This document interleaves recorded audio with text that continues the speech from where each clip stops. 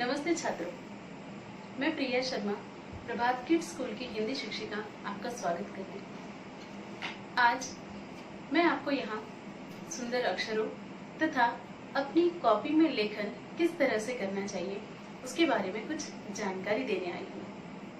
तो चलिए शुरू करते हैं। छात्रों, ये तो आप सभी जानते हैं कि जिनके अक्षर सुंदर होते हैं उनकी पहचान सभी तरफ होती है, उनका प्रभाव दूसरों पर पड़ता है तथा कक्षा में उनकी कॉपी की डिमांड भी बहुत ज्यादा होती है।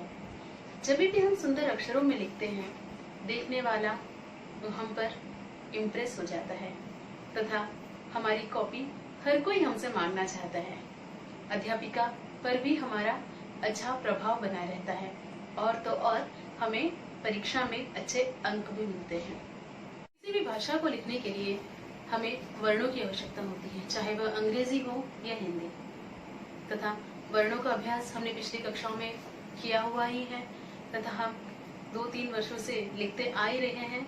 इसीलिए हमें लिखते समय किन नियमों का पालन करना चाहिए उस पर थोड़ा सा ध्यान देने की जरूरत है। लेखन कार्य करते समय हमें यह ध्यान रखना चाहिए कि हम कागज पर ज्यादा दबाव न डालें। कई विद्यार्थियों में आदत होती है कि वह बहुत ही झुककर लिखते हैं तथा हमें ज्यादा झुककर नहीं लिखना है जिससे पेज पर दबाव पड़ता हो। लेखन कार्य करते समय दूसरी और बहुत ही महत्वपूर्ण बात यह है कि जब भी हम कुछ लिखते हैं तो हमें शब्दों के बीच की दूरी पर ध्यान रखना चाहिए। होता है ना, कई बार हम कई सारे शब्द पास में लिख देते हैं तो वह पढ़ने में असमर्थ होते हैं, हम नहीं पढ़ सकते उसे, हमें समझ नहीं आता है कि कौन सा शब्द कहाँ पर खत्म हो रहा है। अर्थात हमें लिखते समय शब्दों के बीच की दूरी पर ध्यान रखना है।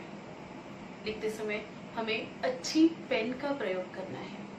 अगर हम छोटी कक्षाओं में हैं तो हमें पेंसिल को अच्छी तरह से शार्प करके लिखना चाहिए ताकि हमारे अक्षर जो है बहुत ही सुंदर नजर आए। शब्दों और अक्षरों को सुंदर तथा व्यवस्थित रूप से लिखने का प्रयास करें। शब्द लिखने के बाद उस पर शिरोरेखा लगाना न भूलें। लिखते लिखते यदि वाक्य पूर्ण हो जाए तो उस पर उचित विराम चिन्ह का प्रयोग करें। मान लीजिए अगर वह उत्तर है तो आप पूर्ण विराम लगाना न भूलें, अगर वह प्रश्न है तो आप प्रश्न चिन्ह लगाना न भूलें, अर्थात जहाँ जिस विराम चिन्ह की आवश्यकता है वह लगाना न भूलें।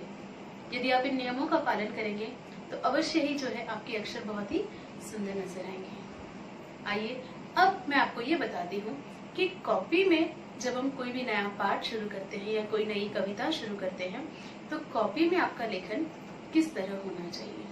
तो चलिए देखते हैं। जैसे कि यहाँ पर आपको नजर आ रहा है, मान लीजिए यह आपका कॉपी का एक पेज है। अध्यापिका ने आपको कोई नई कविता पढ़ाई हो तो नई कविता के प्रश्नोत्तर हम लिखने वाले हैं अभी, है ना। किसी भी नए पाठ को शुरू करने से पहले आपको इंडेक्स पेज पर उस पाठ या कविता का नाम लिखना जरूरी है। इंडेक्स पेज जो कि कॉपी में सबसे पहले दिया हुआ होता है, उसमें आपको दिनांक तथा पाठ का नाम लिखना जरूरी होता है। उसके बाद नया फ्रेश पेज से आपको कविता या पाठ का लेखन कार्य शुरू करना होता है। तो चलिए किस तरह से लिखना है हम देखते हैं।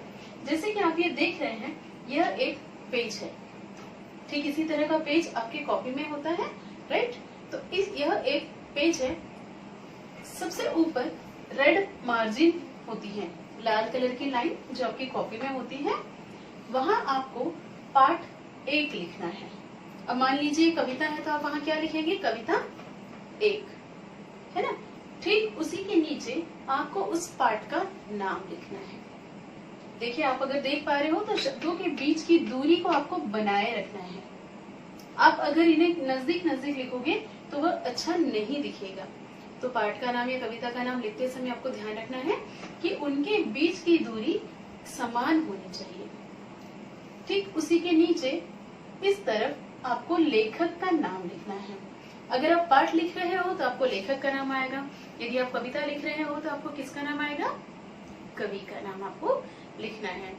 और यदि उस पाठ या उस कविता में लेखक का नाम नहीं दिया हो तो आप यहाँ पर खाली जगह छोड़ सकते हैं, अर्थात आप यह लाइन छोड़ सकते हैं।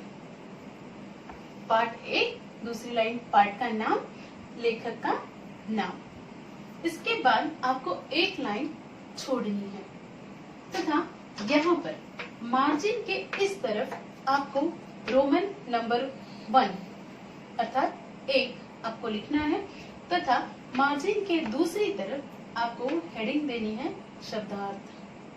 किसी भी कविता में या पाठ में पहले हम शब्दार्थ ही लिखते हैं, तो आपको वहां पर हेडिंग देनी है शब्दार्थ। शब्दार्थ को हेडिंग देने के बाद आपको उसके नीचे अंडरलाइन करना है। अंडरलाइन करने के लिए कभी भी आप पेंसिल का प्रयोग करेंगे, आपको पेन से अंडरलाइन नहीं देना है, पेंसिल से अंडरलाइन आपको करना है। उसके बाद आप शब्दार्थ लिखना शुरू करेंगे, आपको नंबर देना है। हिंदी का जब हम लेखन कर रहे होते हैं तो हम अंक हिंदी में भी दे सकते हैं, 1, 2, 3 कुछ इस तरह से आपको शब्दार्थ को नंबर देने हैं, ठीक है। तथा एक और ध्यान रखने योग्य यह बात है कि अगर हम शब्दार्थ लिख रहे हैं, मान लीजिए यहाँ हमने पहला शब्दार्थ लिखा है, बीच में आपको इस तरह से एक लाइन बनानी है तथा उस शब्दार्थ का अर्थ आपको यहाँ लिखना है, ठीक। दूसरा शब्दार्थ, उसका अर्थ यहाँ पर। यह जो लाइन है यह इक्वल आनी चाहिए, ये समान रूप से नजर आनी चाहिए, जिससे कि आपकी कॉपी जो है बहुत ही सुंदर नजर आएगी। मान लीजिए आपके सारे शब्दार्थ यहाँ खत्म हो चुके हैं, कंप्लीट हो चुके हैं, आपको एक लाइन छोड़ना है तथा वहां पर पेंसिल से एक लाइन ड्रॉ करनी है। पेंसिल तथा स्केल का यूज करके आप एक लाइन वहां पर ड्रॉ करोगे। उसके बाद शब्दार्थ पहली हेडिंग, प्रश्न उत्तर दूसरी हेडिंग, तो यहाँ हम क्या देंगे, रोमन नंबर 2। रोमन नंबर 2 प्रश्न उत्तर, उसको भी हमें अंडरलाइन करना है। अंडरलाइन हम किससे करेंगे, विद पेंसिल, पेंसिल का प्रयोग करके हम वहां पर अंडरलाइन करेंगे। ठीक उसी के नीचे प्रश्न पहला, यहाँ पर आप प्रश्न लिखेंगे और जब आपका प्रश्न खत्म हो जाएगा वहां पे आपको विराम चिन्ह लगाना है। प्रश्न खत्म होने के बाद प्रश्न वाचक चिन्ह वहां पर लगेगा। उसके नीचे आपको उत्तर के स्थान पर ओ आप लिख सकते हैं, वो आपको लिखना है तथा उस प्रश्न का उत्तर आपको यहाँ पर लिखना है। प्रश्न का उत्तर खत्म होने के बाद, प्रश्न का उत्तर पूरा होने के बाद आपको पूर्ण विराम लगाना है। ठीक इसी तरह से आपको एक प्रश्न एक उत्तर होने के बाद एक लाइन छोड़नी है। फिर आप दूसरा प्रश्न, दूसरा उत्तर, तीसरा प्रश्न, तीसरा उत्तर, इस तरह से आप लिखते जाएंगे और जब आपका पाठ समाप्त हो जाए तो आपको पाठ के अंत में पेंसिल से ही 2 लाइन ड्रॉ करनी है। इसका मतलब है कि यहाँ पर जो है हमारा पाठ समाप्त हो चुका है। तो ध्यान में ये रखिए कि जब लाइन हमें ड्रॉ करनी हो तो हम केवल पेंसिल का ही प्रयोग करेंगे, आपको उसमें अन्य किसी भी वस्तु का प्रयोग नहीं करना है। आप कलर का प्रयोग नहीं कर सकते हो। लिखते समय आपको पेन का प्रयोग करना है, जो पेन आपको अच्छा लगता हो वो पेन से लिख सकते हो तथा अंडरलाइन हम पेंसिल द्वारा ही करेंगे। एक और महत्वपूर्ण बात, लिखते समय हमसे कई बार गलतियां हो जाती है ना। चौथी 5वीं कक्षा में हम पेन से लिखते हैं, अक्सर हमसे गलतियां हो जाती हैं। तो विद्यार्थी, मान लीजिए ये शब्द राम, ये मुझसे लिखने में गलत हो गया, ये मैंने राम की जगह लिख दिया रामा। अब हमें इसको कट करना है, तो विद्यार्थी इस तरह कर देते हैं, बट ये सही नहीं है। हमें कटवर्क केवल एक लाइन ड्रॉ करनी है और इस तरह से हमें इसको कट करना है। और कटवर्क करते समय हम किसका प्रयोग करेंगे, सिर्फ और सिर्फ पेंसिल का प्रयोग करेंगे। तो ये थी कुछ बातें जो आपके अक्षर को सुंदर तथा आपकी कॉपी को भी सुंदर बनाने में सहायक होगी।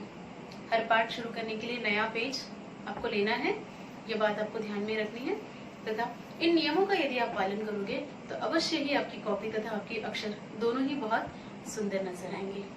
धन्यवाद।